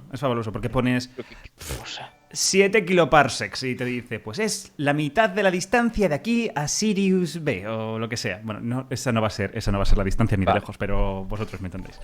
Está muy bien para eso. Te hace unas cuantas comparaciones, al menos unas cuantas, y vienen muy bien, vienen muy útiles. Sobre todo también para medidas raras, como potencia, que luego, pues, 7000, pues que no tienes ni idea al final de qué compararlo. Está muy bien. Yo, por ejemplo, es que intento hacerlo con cosas raras. No sé hasta qué punto te lo compara con cosas raras. Recuerdo haber hablado de Ceres y decir que era más o menos la distancia entre Lugo y Alicante. Entonces, claro. Es raro. Eso es raro. No sé hasta qué punto. Eso no me lo va a dar. No sé hasta qué punto alguien de Ciudad de México eso lo. Eso sí, es verdad. Eso Pero no. bueno, algo tendrás que decir. Algo tienes que decir, eso es cierto. Por Sí, eso. pero bueno, los kilómetros y eso. Por eso hice un vídeo Cosas de relativas, ¿no? distancias en el Por Fortnite. ejemplo, la masa de Ceres comparada con la masa de la Tierra, ¿no? Claro. Le preguntas Sí. a Wolfram Alpha y te da el Te lo da cociente. en masas de la Tierra, sí. Claro. Y ese tipo de cosas, pues que tú puedes calcularlo, pues puedes ir a Wikipedia a buscar la masa de Ceres, pues puedes ir a otro sitio a buscarla, no sé qué, ahí Wolfram pues te lo da y además puedes explorarlo incluso con las fuentes que ha usado Wolfram Alpha, etcétera. O sea que está muy bien. Está muy guay. Y eso es lo que se llamaba la web semántica, que se suponía que era la web que ya en el 2020 tenía que tener todo el mundo y que solamente tiene que haber web semántica. Y la verdad es que ahora mismo domina la web 2.0, sigue dominando la web social, ¿no? Sí. Pero se suponía que Google ahora, sabéis, cuando buscáis en Google, y esto es de hace pocos años, o cuando utilizas te pone un primer resultado que no era antes había que pinchar en un sitio que Google te elija el mejor resultado. El que cree Google que te va a ser el más útil. No, ahora sin pinchar, automáticamente te pone un resultado y muchas veces te contesta. Tú dices, bueno, ¿quién era el esposo de María Antonieta? Y te aparece el esposo de María Antonieta con la página web no sé qué, con la no sé qué, con la biografía no sé cuánto. Te lo compone, te hace un collage. Y también esto pasa mucho con Alexa y todas estas inteligencias artificiales. O bueno, sin ir más lejos. Ok, Google, ¿cuál es la distancia de la Tierra a la Luna? Sí. Sí, pero no sabía si lo habías preguntado de verdad y teníamos que esperar. Sí, vale, has preguntado. Me lo he dicho. ¿Ves? Bueno, toda esta cosa es web semántica, efectivamente. Una cosilla, antes de que pasemos o sigamos con el tema. Hay dos comentarios aquí que quería decir. Uno es Nevesu diciendo, ¿cuántos pangolines son una unidad astronómica? No. Y la otra es de Hanicus004 que ha dicho, acabo de poner 7 kilos, implica 2,8 veces la masa del libro de A New Kind of Science. Vaya, o sea, me parece genial usar como unidad de medida el libro. Me encanta. Sí. Qué maravilla. Bueno, entonces, hay otra cosa que, Francis, me gustaría... Yo es que no sabía que Wolfram... La verdad, no sabía la historia de Wolfram y no sabía que era físico. O sea, bueno, es muy normal que en estos orígenes de la informática todos los informáticos son físicos. O una gran mayoría provienen de la física, ¿no? Al menos en mi experiencia ha sido así. Y también por ejemplo, porque esto lo he estado hablando con algunos colegas que trabajan en física fundamental. Y sé que mi sensación hablando con ellos es que Wolfram entre y diga esto, lo notan como intrusismo. Lo perciben como intrusismo. Entonces, tú además que eres una persona que sabes de tantas cosas y tú encima que hablas de alta energía y a lo mejor gente así básicamente estás diciendo, ¿tú que eres intruso? No, al contrario. Me refiero a que mucha gente de alta energía y que son muy rancios y que a lo mejor te he dicho, ¿tú qué haces aquí hablando de esto? Porque esto, me ha pasado a mí y nos pasa a muchos. A mí me pasa. A ti te pasa, maldito intruso. Pues no sé hasta qué punto, ¿cómo lo ves tú el hecho de que una persona fuera de un campo haga una aportación como... Porque también, bueno, Wolfram se ha saltado reglas, tal y como Aparici decía en su artículo en La Razón. No ha publicado esto de la manera tradicional. No sé cómo lo ves. Claro, eso es así. O sea, obviamente, por situar un poco el asunto, la tesis doctoral de Wolfram fue en el Caltech, en el Tecnológico de California, donde estaba Kip Thorne, donde estaba Richard Feynman. En el tribunal de tesis doctoral de Wolfram estuvo Richard Feynman, fue uno de los miembros del tribunal, y su tesis doctoral era una tesis doctoral sobre QCD, sobre cronometría cuántica. Él calculaba la producción de quarks en las colisiones electrón-positrón, que era una cosa que en aquel momento era muy útil, pues estaba concibiendo el futuro LEP, ¿no? El gran colisionador electrón-positrón, que fue el predecesor del LHC. Entonces es una tesis doctoral a nivel teórico de lo que que era importante para lo que se estaba conceptuando que iba a ser un instrumento científico que se iba a empezar a construir como en 5 o 6 años más tarde, en 1986, o por ahí empezó las obras del túnel y empezó a tomar datos como en 1992 o por ahí 1991, 92. Entonces, es una tesis básicamente de física de partículas, ¿no? Y Wolfram siempre ha estado en ese borde de ser un físico teórico, aunque es más fenomenológico, más que teórico puro, no es un gran, nunca ha propuesto grandes ideas, sino que ha sido más de tipo fenomenológico, trabajar con las herramientas y con las ideas de otros para calcular resultados de colisiones, pero en ese sentido yo no creo que sea una persona tan intrusa. Lo que sí es verdad es que abandonó completamente la universidad, abandonó completamente la investigación en esta línea de alta energía, de física teórica, donde había gente que decía que era muy bueno, que era muy inteligente, que tenía ideas muy buenas, y se dedicó a la informática y a convertirse en millonario. Hay varios físicos que han hecho eso, ¿vale? Milner, por ejemplo, el de los premios Breakthrough, son los premios más caros, son del orden de varios millones de dólares a quien lo recibe. Lo que pasa es que no siempre lo recibe una persona, pero cuando lo recibe una persona es un premio muy bien dotado, es casi 3 veces un premio Nobel. Y además que premia a resultados de lo que les gusta a Milner, ¿vale? Premia a lo que él quiere. Además, ahora financia también Zuckerberg y dos o tres amiguetes, ¿no? Son físicos teóricos que abandonan la física teórica, se meten en el mundo de las inversiones, se meten en el mundo de la bolsa. Este era el caso que conocía. Hacen mucho dinero. Sí, era un teórico, entonces, recuerdo el caso, no me acuerdo muy bien. Un teórico de cuerdas se salió, hizo un programa de estos de compra de acciones más o menos inteligente, muy rápida, y el tío se forró. Sí, eso hay varios, ha habido varios que lo han hecho, ¿eh? Y no sé si es el caso concreto de Milner, porque Milner, no recuerdo en qué hizo la tesis doctoral, es ruso, pero sí se ha hecho millonario haciendo inversiones. Él tiene una empresa de inversiones. Sí. Entonces, gana tantos millones que para él, todos los años, soltar 10 o 12 millones de dólares en premios a físicos y matemáticos de renombre, claro, pues es irrelevante. Es una cosa que para él, para su riqueza, es una cosa como regalar unos cuantos euros. Y entonces, claro, pues está dando dinero a muchísima gente, ¿no? Y sus premios, los premios Breakthrough, probablemente dentro de 30 o 40 años, si se sigue manteniendo, si él maneja correctamente su herencia y logra que una fundación mantenga sus premios, pues serán recordados como premios más importantes incluso que los premios Nobel.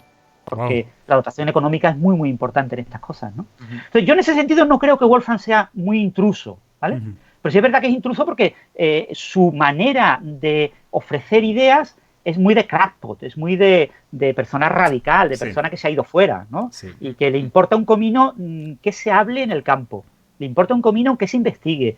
Y asistir a conferencias, ¿para qué? ¿Para qué saber lo que los expertos están ahora debatiendo y qué son los temas realmente relevantes que están haciendo avanzar la física teórica? Y eso sí que es un gran problema. Porque claro, una de las claves de la ciencia ha sido el intentar conseguir un sistema por el cual comunicarnos y mantenernos actualizados y que así los esfuerzos no se limiten a lo que una persona puede aportar, sino que sean en conjunto. La Big Science que estamos viviendo ahora es en parte eso, el haber podido potenciar esas características. Y aparte de esto, para bajar el nivel un poquito, voy a decir que al fin tenemos respuesta. Ya sabemos cuántos pangolines equivalen a una unidad astronómica, porque parece ser que ha podido calcularlo. ¿En serio?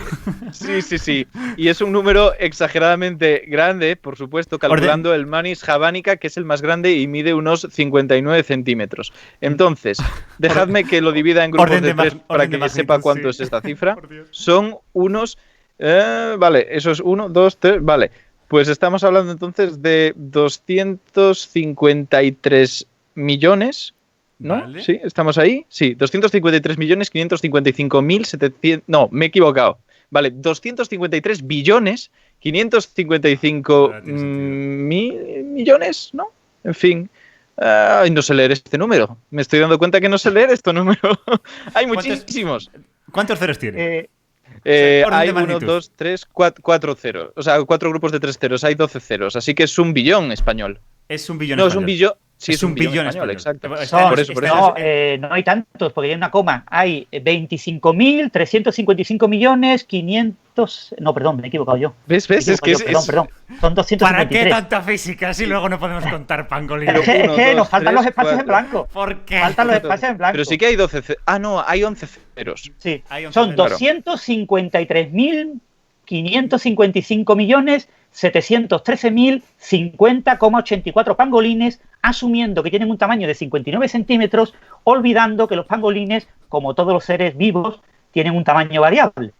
Exacto. ¿Vale? Y olvidando que como no se haga un clip de esto, me voy a cagar en todos los sagrados. Y olvidando que alinear a tantos pangolines es inviable en la Tierra y por lo tanto la mitad estarían muertos. También hay Y que tener en después que cuenta que los la atracción pangolines más gravitacional grandes, no permitiría que estuvieran en línea recta. Exacto. los pangolines más grandes rondan el metro, con lo que es fácil calcular esta distancia, solo hay que poner ese número, el año luz en metros y ya está. Ese es el número de pangolines. Podemos Porque hacer un los pangolines episodio. más grandes, estirados, serían como los rumais, como los jugadores de baloncesto Exacto. humanos. Ponemos un jugador de baloncesto humano, ¿cuánto mide? 2 metros 10. Pues, o 2 metros. Pues el 2 metros de Eso un es. jugador humano de baloncesto sería el metro en un pangolín de los grandes, ¿no? Hay pangolines que son más pequeños. Y poniendo un metro, pues sería muy fácil coger la cifra, ¿no? No hay que...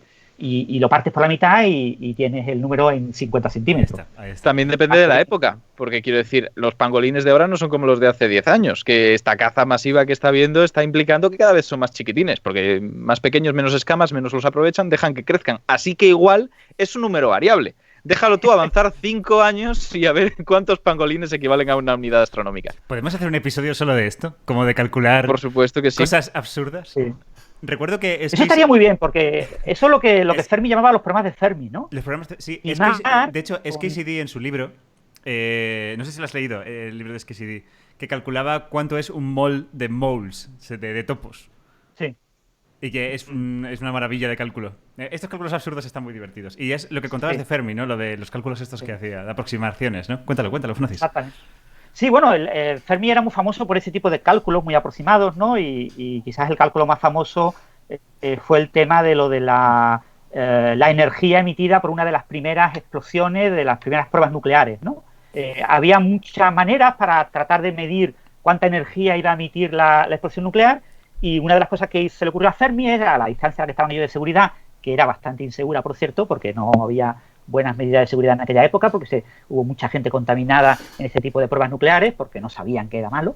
Pero bueno, a cierta distancia Fermi dijo, bueno, lo que voy a hacer es recortar unos papelitos, unos trocitos de papeles, y cuando ocurra la explosión, que yo la vea a vista, pues suelto los ¡Ostras! papeles y miro el aire, cómo mueve esos papeles y cómo me lo distribuye. En función de cómo se distribuyen en el suelo, estimo la cantidad de aire que ha movido la explosión nuclear, que estaba a no sé cuántos kilómetros, y a partir de ahí estimo la energía. Se hizo ese cálculo en pocos minutos, un par de minutos así, y dijo el cálculo, y después de una serie de análisis numéricos por ordenador, que hicieron una serie de estimaciones, no sé qué, como varios días más tarde, calcularon un valor que coincidía con el que había dicho Fermi, por pura casualidad, ¿vale? Pero coincidían con bastante exactitud. No sé si Fermi dijo 2,5 por no sé cuánto, pues salió como 2,3 o algo así, ¿no?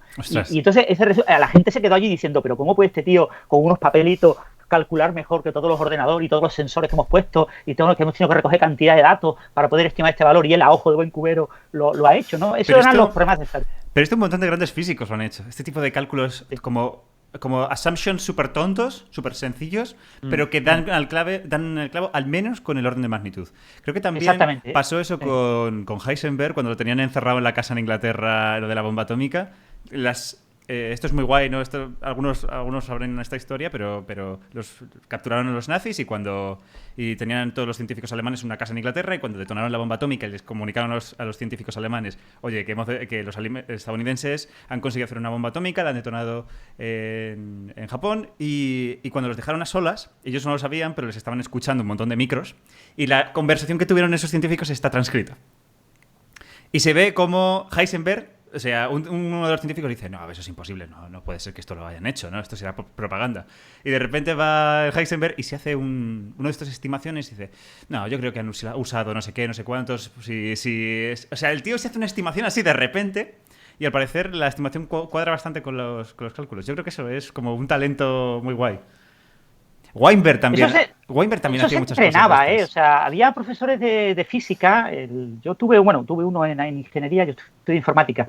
El primer curso de informática que nos planteaba ese tipo de problemas, ¿no? Y porque a él se lo habían hecho también cuando estudió la carrera. Había como una gran costumbre de entrenar a los jóvenes físicos en estimar tamaños, ¿no? Yo recuerdo pues que mi profesor de física pues nos planteaba, bueno, pues ¿cuántas hormigas caben en el puerto de Málaga?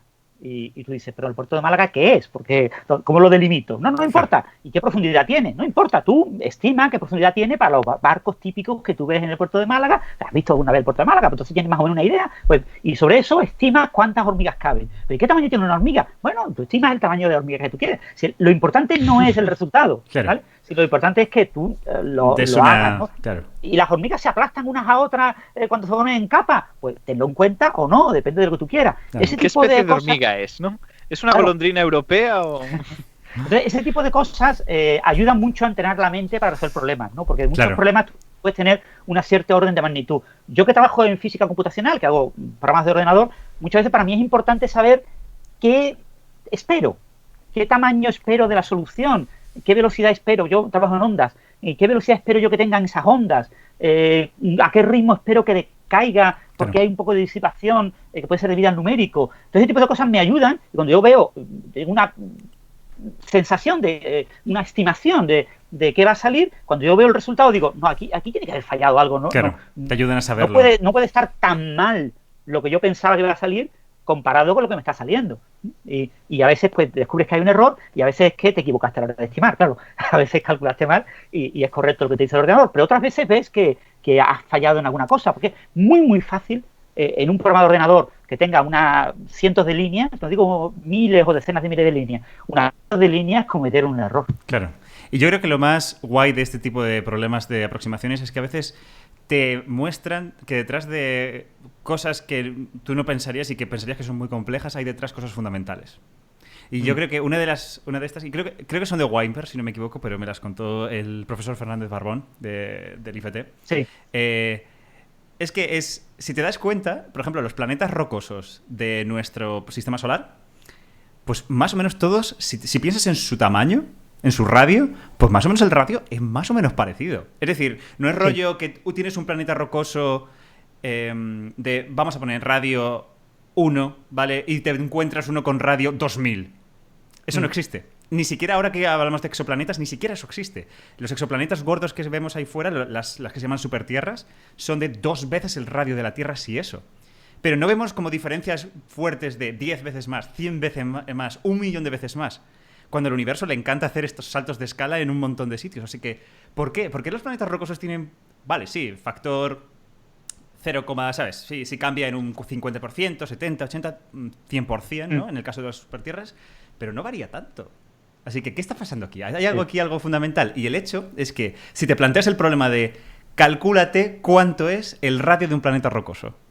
Problema de estos de estima cuánto es de grande la Tierra. Pues la movida es que si te lo calculas de manera fundamental, en el sentido del problema de cómo es posible que un planeta rocoso sea estable, con física y con en serio, son los assumptions más tontos del mundo, va y da el orden de magnitud. Es brutal. Es brutal. Y aproximaciones así me enseñó Pepe, o sea, Fernando Barbón me enseñó un montón. Entre ellas, la que me dejó más loco, la escala de los seres vivos que tocamos la Tierra. O sea, que nos mantenemos de pie. Pues eso también es calculable. En plan, y si lo piensas es verdad. O sea, más o menos, ¿no? Más o menos. Los seres que estamos... cambia un orden de magnitud arriba y abajo, pero no hay variaciones súper gordas en los seres vivos que posamos las piernas en el suelo. Ignacio, no sé si estás pensando en plan, pues tengo 5 contraejemplos. Bueno. A ver, ponemos las piernas en el suelo. En plan, una ballena, por ejemplo, sí que es muchos órdenes de magnitud. Te entiendo, a un te ratón, entiendo. Por ejemplo. Pero sí, es que te hay. poses sobre la Tierra y es un cálculo muy tonto. O sea, realmente es como enfrentar como pero es que ha habido saurópodos que tenían un volumen corporal equivalente al de una ballena azul. Quiero decir, sí, ahí tienes 4 piernas. Ahí falla un poco. Y tienes tardígrados, ¿sabes? Súper chiquitines con paticas. Ahí hay detallitos. Sí, es que el cálculo es súper tonto. Es como calcularte la energía esto me lleva de los. Sí, o sea, pero es guay. Es guay, pero es guay. Y eso me lleva a lo que dicen aquí en el chat, que me parece interesante. Esto de hacer cálculos aproximados parece que tiene mucho jugo. Y sabiendo que aquí ya triunfó una vez lo de hacer un concurso de programación, lo de maestros de la programación, que fue súper loco. Podríamos hacer maestros de la aproximación. Eso es. Podemos hacer un derivado de maestros de la aproximación. Traer a varias personas Y a llevar entre tú y yo ahí más o menos presentarlo, poner algún ejemplo y estar moderándolo. Oye, maestros de la estimación. Me gusta A mí me gusta. A mí me gusta también. Oye, esto sería buenísimo. Si os gusta, chat, decidlo y podemos hacer un espacio especial algún día. Es que eso mola un montón. Mola un montón, ¿eh? Y bueno, otra cosa... para los que quieran entrenarse para concursar en el concurso Maestros de la Estimación, en la parte física hay un libro que es estupendo, que se llama Back of the Envelope Physics, la física de la parte de atrás del sobre, ¿no? The Back of the Envelope es lo que se llama hacer cálculo de servilleta, en inglés es hacer cálculos en la parte de atrás de un sobre. Entonces, Back of the Envelope Physics es un libro que recopila una sección que tenía ese nombre en la revista de Physics Teacher, el profesor de física, y que escribía Clifford Schwartz. Y era una sección muy famosa, esta revista se publicaba creo que cada mes, te presentaba un pequeño problema resuelto y un problema para la siguiente semana. Entonces, a la siguiente semana discutía las soluciones de diferentes lectores de la revista que le habían enviado por carta las soluciones y presentaba la solución que él daba, ¿no? Eso lo recopila en un libro y son cálculos de una página y media de cosas pues súper curiosas sobre física de todo tipo, de asteroides, yo qué sé, de la caída de un huevo no sé dónde, que si un edificio que le pasa cuando yo le pego no sé qué, etcétera, etcétera. Y te entrena porque vas viendo ejemplos muy diferentes de física y te das cuenta que con cálculos relativamente sencillos y con estimaciones, eso sí, ingeniosas, ¿no? Hay que tener un poquito de ingenio, que tener un poquito de imaginación, puedes llegar a una respuesta correcta de orden de magnitud, e incluso más que de orden de magnitud. Acertar incluso el primer decimal relativamente fácil en un cálculo muy sencillo. Pues oye, y dicen por aquí también, y esto te implica directamente, Francis, que la gente está encantada con tu participación y le gustaría que volvieras, así que ya en algún momento hablaremos, otro tema que te interese y le haremos totalmente. Y estaremos encantados de que vuelvas. Que esto no es una despedida, que aún nos quedan unos minutos y creo que podríamos usarlos para acabar de cerrar todo este tema de Wolfram, de qué es lo que plantea. Porque hay gente que ha preguntado mucho por lo de los grafos, exactamente cómo funciona, qué es lo que hace con ellos.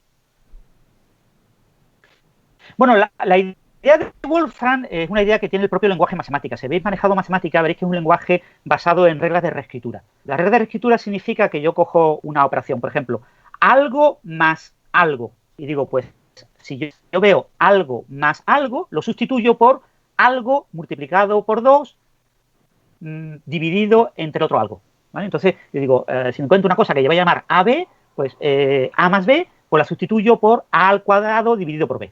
Bueno, pues lo mismo se puede hacer con un grafo. Un grafo es un conjunto de objetos que se identifican con etiquetas, pueden ser números o letras.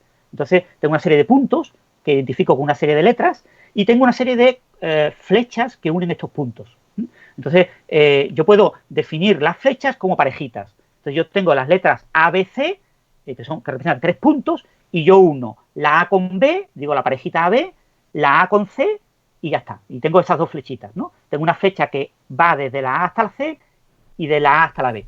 No me importa dónde esté colocado los puntos, si están más abiertos o más separados, si las flechas son más largas o más cortas. Lo único que me importa es la conectividad, que A va a B y A va a C. Pero no hay ninguna flecha, por ejemplo, entre B y C. Podría haber una flecha, por ejemplo, de B a B, ¿vale? Yo tendría una tercera flecha. Entonces, en un sistema de reescritura de grafos, lo que yo hago es tomar un grafo, la estructura de un grafo, y sustituirla por un nuevo grafo. Entonces, el grafo A a B, A a C, lo sustituyo por el grafo A a B, B a D, D a A a C. Vale. Y entonces he metido un nuevo nodo y he metido unas nuevas flechas. Entonces, yo eso lo puedo repetir. Yo puedo repetirlo porque ahora en el nuevo grafo tengo no solo la flecha A, B, A, C, sino que también tengo la flecha B, A, D, B, A, A, que es del mismo tipo. Entonces, ahí puedo volver a aplicar la misma regla. Pero también tengo la flecha A, A, D, A, A, C. Entonces, donde antes tenía un único lugar donde podía aplicar la operación, ahora tengo 3 lugares. Y entonces, al aplicar en cualquiera de estos lugares, primero tuve tres nodos, 3 letras, me apareció una cuarta, la D, ahora al aplicarlo una segunda vez me aparecerá una más, me aparecerá una quinta y nuevos lugares donde aplicarlo. Y fijaros que yo puedo bifurcar el grafo, yo no tengo una única solución, como puedo aplicar la regla en varios lugares, yo tengo una especie de flujo de cómputo, el universo del grafo, el grafo como universo, se me va dividiendo en diferentes universos. Un universo en el que grafo he aplicado la regla en un lugar, otro universo en el que he aplicado en otro lugar, otro universo en el que he aplicado en otro lugar. Y ahora voy repitiendo eso una y otra vez. A veces lo que ocurre es que los universos confluyen. Al aplicar las reglas en cierto orden y en cierto orden diferente, acaban conduciendo a un mismo grafo. Y tengo un grafo que se cierra, ¿no? En los grafos hay normalmente un flujo de tiempo, un orden, una dirección. Se llaman grafos dirigidos. Yo de la A a la B y de la A a la C. Yo puedo decir una causalidad física y decir la B viene después de la A, porque hay una flecha de la A a la B, pero no la hay de la B a la A. Entonces, yo puedo definir un flujo del tiempo en el grafo. Entonces, yo puedo construir una estructura espacial. Cuando tengo un grafo muy complicado, pues en algunos casos, excepcionalmente, algunos grafos tienen una especie como de límite continuo. Aparentan aparecer como superficies. Y puedo construir grafos en 3 dimensiones. Y los grafos en 3 dimensiones me pueden dar una cosa que parece un volumen, parece volumétrico. Y además tengo un flujo de tiempo, porque conforme voy aplicando las reglas sucesivamente, tengo como pasos discretos de tiempo, voy generando grafos que mantienen una cierta causalidad. Si construyo adecuadamente las reglas, no todas las reglas preservan la causalidad, no todas las reglas tienen un límite continuo. Lo que plantea Wolfram es que el sistema de reglas de reescritura en grafos con los grafos adecuados de inicio y con las reglas adecuadas puede tener un límite continuo, que parece ser el espacio, puede tener una invarianza para la causalidad, es decir, aparenta tener una flecha de tiempo, y puede tener propiedades de tipo relativista, puede tener una especie de velocidad límite parecida a la velocidad de la luz, que sería asociada a las longitudes de las flechitas, y puedo tener una cosa parecida a la mecánica cuántica, porque los árboles se bifurcan y son como integrales de camino de Feynman que van bifurcando con diferentes trayectorias clásicas, y puedo tener una serie de nociones. Pero todo eso Wolfram lo plantea un poco de palabra, ¿no? Sí. Con ejemplos bonitos y poco más. Tal vez con estos principios, si se tunean correctamente, pues pueda emerger todo. Claro, es muy... Claro, no es predecir prácticamente nada. Claro, lo importante que tenemos que recordar es que seguro existe un sistema de reglas de reescritura que lo describe todo, ¿vale? O sea, cualquier cosa que tú puedas escribir con fórmulas matemáticas se puede escribir con un programa de ordenador. Y si se puede escribir con un programa de ordenador, se puede escribir con un sistema de reglas de reescritura en grafos. Eso está demostrado. Vale, claro. Ahora, lo que plantea Wolfram es que existe un sistema de reescritura en grafos muy sencillo. Porque, claro, si para describir las integrales de camino del modelo estándar yo necesito un sistema de grafo que tenga 40.000 millones de reglas, pues eso no me sirve para nada. Es una pérdida de tiempo, porque es un grafo que no me aporta absolutamente nada, ¿no? La idea de Wolfram es que quizás exista un sistema muy, muy sencillo, con muy, muy pocas reglas, que describa toda la física. Lo que pasa es que ni a él se le ha ocurrido, ni a nadie creo que se le vaya a ocurrir en los próximos años, pero quién sabe. ¿Quién sabe? Bueno, yo creo que... Y otra cosa después, sí. Y una cosa muy importante, la física requiere predicciones. Claro. Es decir, en ningún momento Wolfram plantea que esto prediga cosas. O sea, su objetivo, sus ideas van en la línea de voy a emular lo que ya sabemos. Pero en ningún momento está planteando él, esto tiene un poder predictivo y me va a predecir resultados que con experimentos u observaciones cosmológicas voy a poder verificar, ¿no? Eso es una cosa que ahora mismo Wolfram no se atreve a decir porque cree que no va a ser factible, al menos en este siglo. Claro, porque además él planteaba como una cuantización del espacio peor que la de Planck, ¿no? Claro, él plantea la idea esta de las distancias, ¿no? Entonces él dota a las flechitas de los grafos de cierta distancia. Él no habla de grafos, habla de hipergrafos, pero es más o menos lo mismo. Y plantea unas flechitas, unas distancias. Entonces plantea que hay una distancia tipo, ¿no? Tiene que conceptualmente, él cree que debe de existir una distancia mínima, ¿no? Y entonces él plantea que esa distancia mínima debe ser tal que cuando un grafo sea suficientemente complicado, a la escala de Planck te dé un universo cuántico, relativista y con buena estructura. Entonces él dice, bueno, si la escala de Planck es 10 a la menos 35 metros, esto tiene que ser más pequeño. ¿Cuánto más pequeño? Pues mucho más pequeño, mucho más pequeño. Si el número grande tipo que todo el mundo tiene en la cabeza es que la constante cosmológica tiene un valor de 120 órdenes de magnitud más grande que lo que predice la teoría, 120. pues voy a poner un número parecido a 120, pero no me puedo poner 120, pues entonces se me va el plumero. Entonces voy a poner 116. Y elige 116. Y dice, pero bueno, vamos a complicarlo un pelín. Va a ser la raíz cuadrada de 10 elevado a 116. Y este va a ser el tamaño de mis flechitas, el tamaño mínimo de mis flechitas. Y tú dices, ¿y por qué? Y él dice, no, es obvio, ¿no? O sea, yo lo he puesto y punto. Aquí no hay discusión posible. Esto tiene que ser más pequeño, pues yo pongo este número. Él pone un valor aproximado, ¿no? Dice, esto es aproximadamente la raíz cuadrada de este número.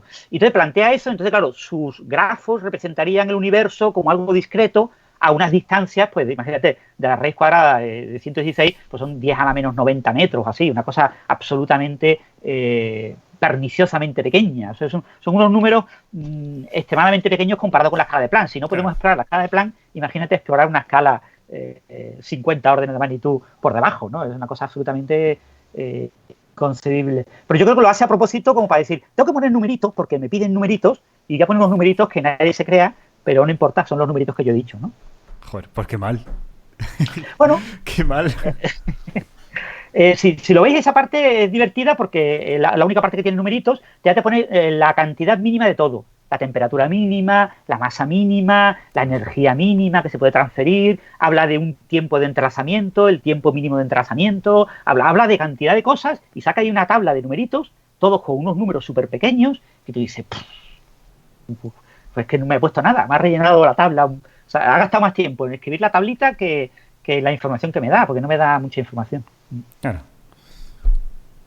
Pues bueno, Ignacio, creo que con esto podemos cerrar. Podemos cerrar, pero se queda en el tintero tu vídeo. Se queda en el tintero totalmente, pero es que no merece la pena. ¿Sabes lo que tenía, Ignacio? ¿Qué tenías? Tenías preparado un vídeo sobre geometría sagrada. Oh, que queríamos haberlo tratado la semana pasada, pero se nos fue la pinza. Traeremos a otra persona para el vídeo ese, que yo creo que lo de hoy ha estado súper completo. No te preocupes, es un artículo cancerígeno que te ahorras, ¿vale? Sí. Vale. No pasa nada.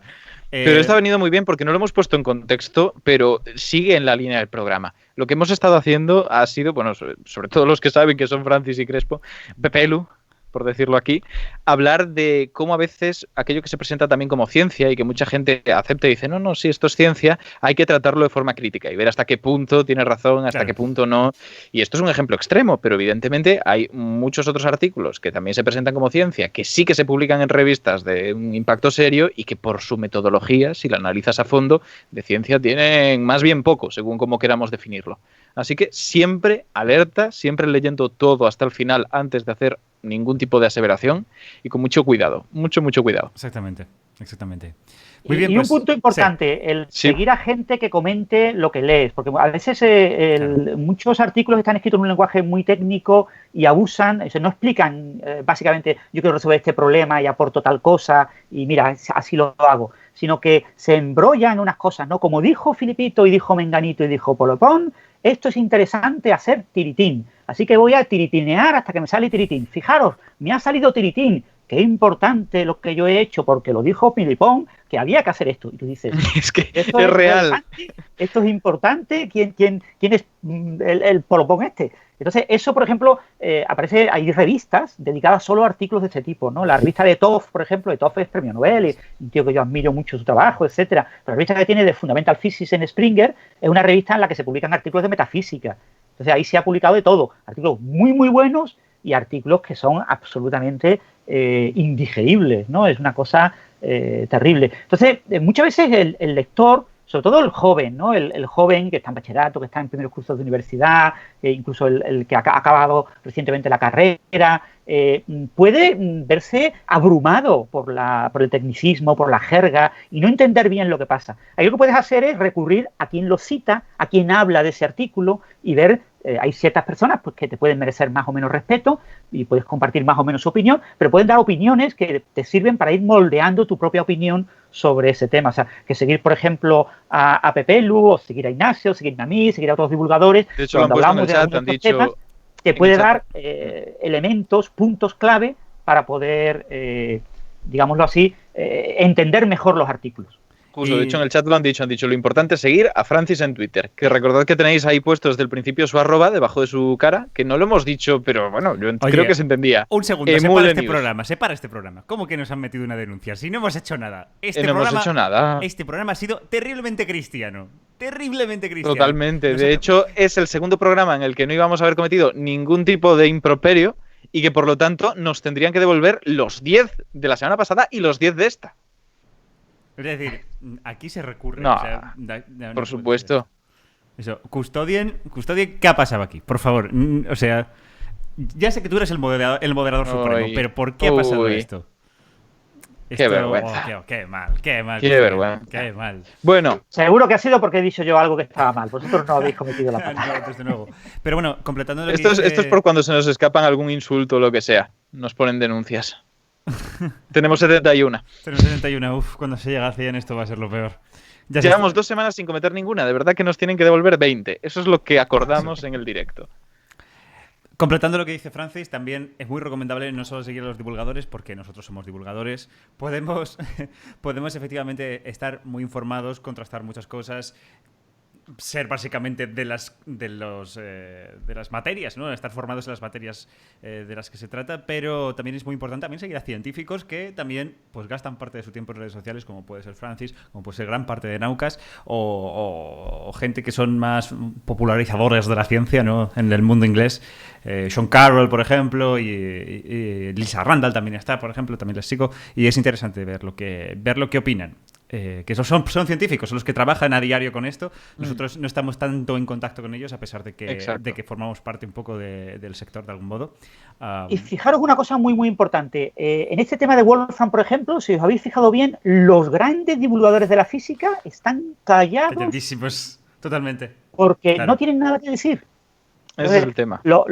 Cuando los grandes divulgadores de la física no hablan de un tema es porque ese tema es irrelevante. ¿Vale? Exactamente. No porque cuando no hay nada que decir, pues mejor te callas y hablas de las cosas que son relevantes. Entonces, a mucha de esta gente, pues a Sin Carlos, yo que sé, a Lones Strauss, incluso a Michio Kaku, Claro. pues no hemos escuchado todavía decir nada Incluso, sobre... me gusta el incluso. Es que si él no ha dicho nada. Big Trouble. Vale, pues estupendo. Pues con esto creo que podemos cerrar la jornada de hoy. Bueno, Francis, muchísimas gracias por pasarte, de verdad. Te lo agradecemos un montón que gastes nuestro tiempo aquí con nosotros. Creo que ha sido muy divertido y muy instructivo. Lo ha sido. Y te invitamos cuando quieras. Cuando quieras, estás invitadísimo a venir. Placer. Cuando tengáis algo de física así que penséis que yo puedo aportar algo, pues contad conmigo. Y si no es de física, pues podré aportar menos, pero también puedo aportar alguna cosita. También, segurísimo. Y poco más. Vamos a Ignacio. hacer raid, ¿no? Vamos a hacer raid, ¿no? Aquí le hacemos raid. A Alex Ribeiro, por supuesto, Alex y tenemos está. la frase. Alex, Sí, está. aunque Está, ¿no? también está Rocío y Javi. Como veas, yo es que yo voy a mantener siempre a Alex Ribeiro. Yo creo que tenemos que hacérselo a él, es la tradición. A Yo ver, soy aquí conservador. ya- y es que Javi se le hicimos un día y no se enteró. Y que es que esa es Fue otra. Y lamentable. además que la frase de hoy va muy bien para Alex Ribeiro, porque es una unidad astronómica son, y tengo ahí el número, pangolines. Oh, qué bueno, qué bueno. Claro, lo acabo de mandar por el chat, Vale, lo tenéis ahí. Vale, pues lo tenemos. ¿Eso? Chicos, lo tenemos.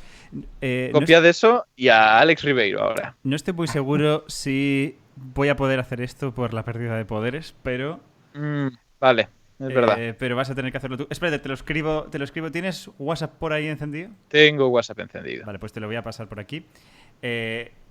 Bueno, Francis, que es que esto debe sonarte a chino. Vamos a mandar a toda la gente a otro streaming que está ahora mismo en directo. Las 200 personas que nos están viendo van a ir directas al canal de Alex Ribeiro, que estará hablando de cositas astronómicas, y se los vamos a mandar ahora mismo. Y lo más importante, van a petarle el chat de un dato muy relevante para la vida de todas las personas, que es que Que es la equivalencia. que es que una unidad astronómica son 200.000 millones de pangolines. Así que estupendo.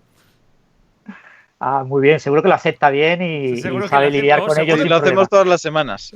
Así Seguro que no le importa ni le parece intrusivo. Seguro que no.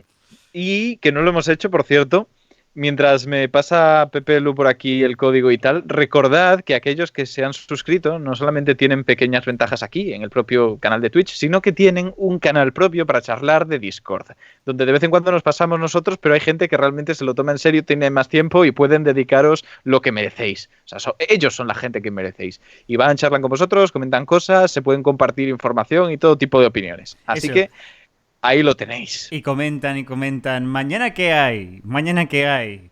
¿Mañana qué Claro. hay? ¿Mañana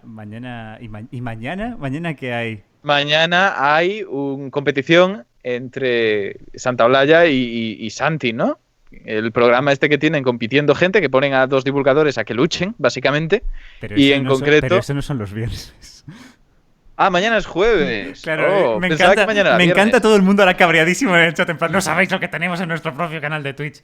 No, mañana hay Black Science. Mañana Eso es. van a estar haciendo jueguecitos, Size Matters y compañía. Así que. Por un momento pensaba que era jueves, de repente, lo juro. id a verles. Oye, porque Es que lo tenemos que no aquí abajo, sabéis es sí. que yo después de esto, o sea, en media hora, Y mañana, literalmente, y mañana hay Coffee Break. Que aquí Miguel También. Rem nos lo comenta también También. en el chat. No, Francis. ¿Vas a estar mañana en el capítulo de mañana? Sí, yo voy Bueno. a estar mañana, vamos a hablar de temas muy interesantes a priori y a ver qué tal. Pues extraordinario. Os escucharé a yo posteriori, mañana que falto tengo por lo que os animación. iba a decir, que es que yo en media hora sin más, me voy a grabar a ciencia cierta. O sea, no me da tiempo de cenar. Y claro, a ciencia cierta otras veces lo grabábamos los jueves, así que me ha rayado por completo. Sí. Bueno, Pido perdón. ahora que estoy públicamente respecto a lo de Coffee Break, mientras aquí Ignacio activa la raíz. No tengo permiso, me han dicho. ¿Cómo que no tienes permiso? How is Lo that envié hace un possible? rato y creo que se nos ha pasado la oportunidad y ahora no tengo permiso. ¿Cómo? Pues voy a intentar que hacerlo yo. Bueno, Francis, tengo que hablarlo con Héctor, pero, joder, la insistencia de que vaya a Coffee Break, a pesar de que a mí me da muchísima vergüenza porque, lo escucho siempre mientras animo.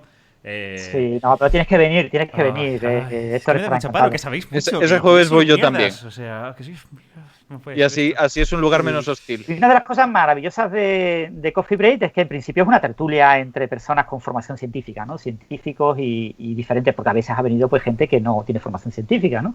Pero la idea es una tertulia, entonces hablamos como hablaríamos en un Coffee Break de un congreso y bueno, ahí pues si va gente que sabe menos de un tema, pues aprende de los que saben y siempre el tema puede derivar de donde uno empieza a algo completamente alejado de lo que uno sea experto, porque tú puedes llevar cualquier tema a tu terreno y ahí apoyar y mostrar tu sabiduría sobre el tema si quieres demostrarla, ¿eh? Entonces, Francis, en ese sentido, tenemos- cualquiera puede intervenir sin problemas y con éxito. sí, Creo que nos tenemos que nos tenemos que ir despedir ya. muy en breve. Francis, mil gracias por pasarte. Ignacio, nos vemos la semana que viene. La semana que viene. Ah, no, que nos Venga. vemos el viernes.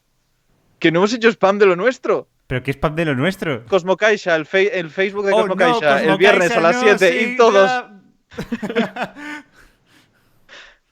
Me encanta como no hemos hecho nada de spam de lo de Cosmocaixa. Es que totalmente. Totalmente, qué melones.